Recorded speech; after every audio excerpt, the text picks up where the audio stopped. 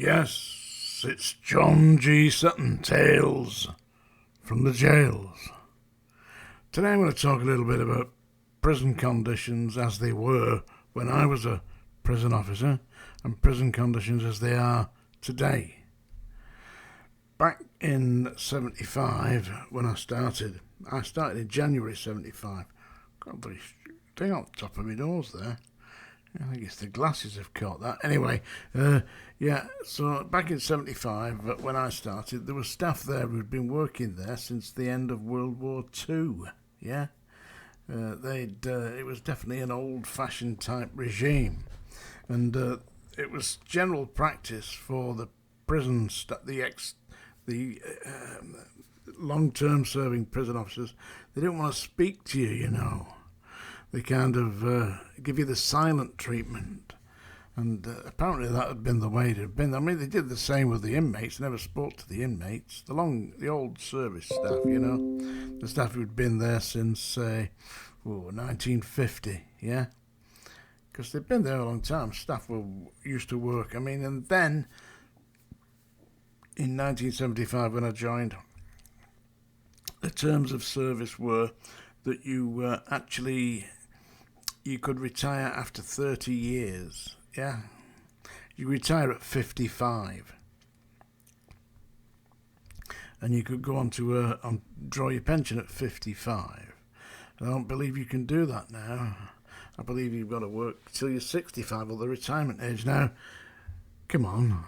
How, at the age of, say, 67, are you going to go into a place like Strangeways at 7 o'clock in the morning and work through till 9 o'clock at night at the age of 67? And if you could, I mean, what use would you be? You cannot get your hands on a big angry man at the age of 67. I mean, I was, 25 when I did it, yeah? At Strangeways I was 27, actually, by the time I got back there from the scrubs. But I was a relatively young man and strong and fit, and I was getting rolling around the landings, getting a grip of the prisoners. Didn't bother me at all. But how was I going to do that if I was 67? And listen, the promotion system, yeah, the promotion system was quite simply you had to pass written examinations, yeah. I've got my results here, so you can see mine. I was 10th out of the country, because it wasn't a straightforward examination like a GCSE exam or anything like that. It was a competition. And a competition, I mean that you were in competition with all the people who took the exam. And as you can see, I mean, they just give you it on a sheet of paper. It was nothing elaborate in those days. Can you see that? Yeah.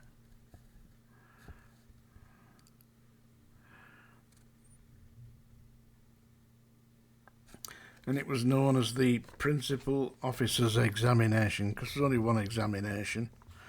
And I was 10th out of the country, so I passed the examination. But there was no way they were ever going to promote me, no way, because it was run by people who were in the Brotherhood, and I most definitely was not invited to that club. Mind you, any club that would have me as a member I wouldn't want to join. To misquote Groucho Marx. But anyway, that's another matter. So in them days, you know, you worked till you were 55, then you could retire. A lot of the staff I knew who did work a long time and retired, they didn't live long. I mean, don't forget, if you spent 30, 35 years of your life actually working at a place like Strangeways, where it's stressful all the time, and the staff made it stressful. They were not there compassionately empathetic with the inmates, viewing it as there but for fortune, go you or I. No, not that. They were there saying, they're scum of the earth, you know. Give them what they've got to smack the bastards, piss in the soup and all that stuff. Yeah, seriously, they believed all that. believed it. I mean, how can you believe that? I mean, what you've got to realise is that these people who are in prison could very easily be you. Seriously. I mean, I had a good friend who was the head of a big, I think it was the Master Bakers. He was a butcher, Master Butchers thing, and he was the regional head, and his brother got divorced, and it affected his mind. It made him mentally ill, and he got a shotgun and shot the windows out on his ex-wife's house, because she divorced him and he couldn't take it, and he got himself into strange ways. Well, he didn't know. He wasn't a criminal. He lost the plot. And my friend went to visit his brother along with his mother and took her into strange ways to see him, and he said it was disgraceful. He said the staff were shouting orders at you. Get in line. Get over there. You, open that bag. I want to see what you... All that nonsense to him and his mother. And this was a really educated, gentle soul, and his poor old mother, she was heartbroken at all this. You can imagine, that's the way the staff were. I believe that for some people who, when they joined the prison service and they put the uniform on, it changed them from being insignificant little twerps, They saw themselves as being, I don't know, Superman or something. They could, I've got this thing on, big swaggering down the thing and swinging the keychains. That was another thing. Swinging the keychains, glowering and shouting at prisoners. But in the 1970s, you didn't say to a prisoner, would you like to come for your visit? Would you like to come and see the doctor? Would you like to do this? No, it wasn't a case of that. You couldn't do that, really, could you? You just say to them, Smith, Jones, you, get in line, let's go. Yeah, nicely. But they had no doubt that what you were giving them was a direct order. Nowadays, if you do that in the prisons, I believe, you've got to knock on the cells. Would you like to come for meals? Something like that. Goodness gracious me. Hey? That's not prison. That's Butlins or Pontins or some bollocks like that. That's where they've gone wrong, you see. They've allowed, I suppose they would call it being civilised. But I think the way that I treated inmates was civilised.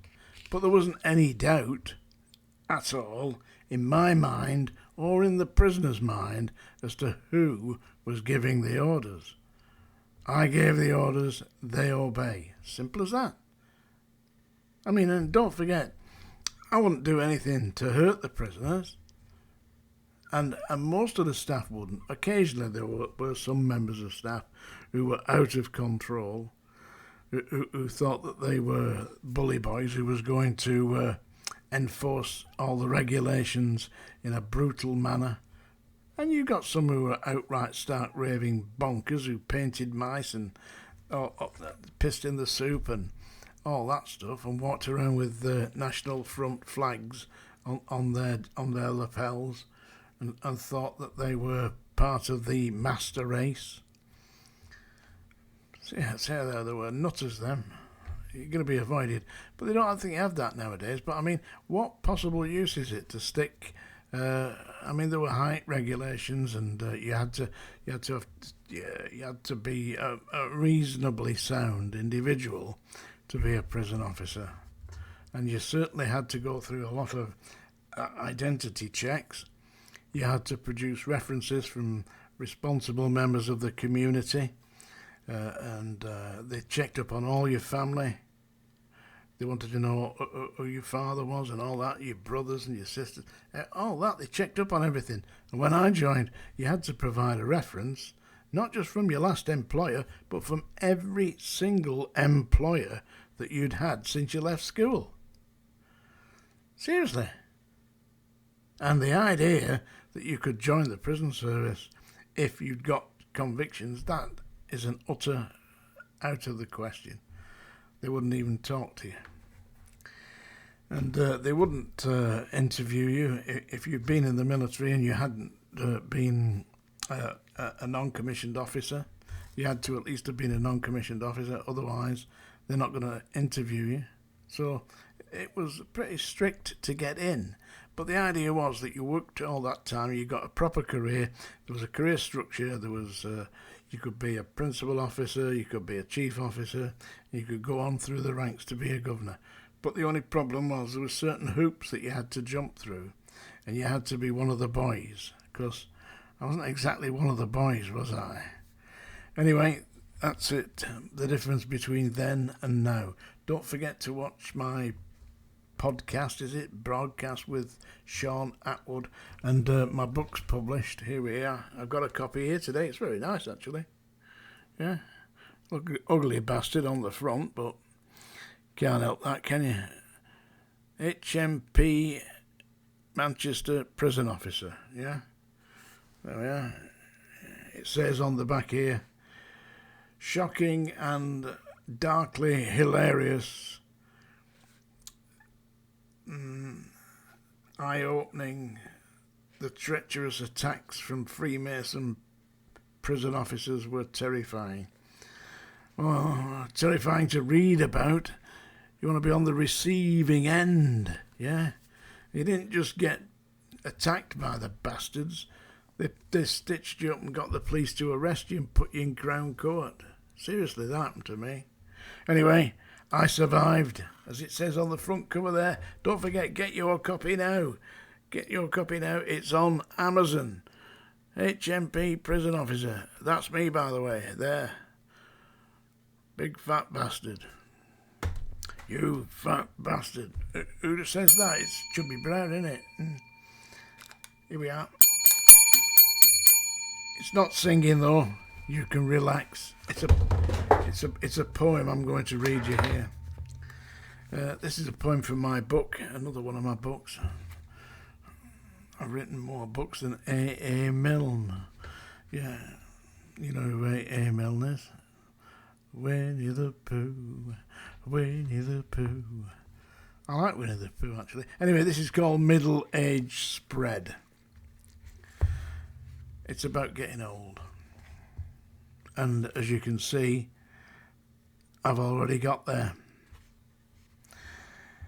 We used to dance all-nighters, drinking till daybreak, rock and roll, careless with the hippie shake.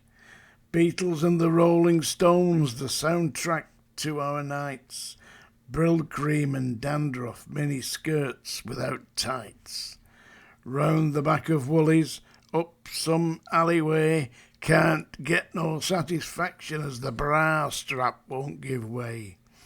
What happened to those years when Elvis was the king and Radio Caroline played songs we all could sing?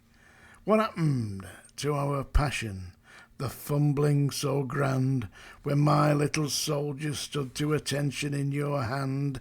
Is it really just a memory? Has the lust gone from our bed, and is all that left just middle age spread? Middle Age Spread by John G. Sutton.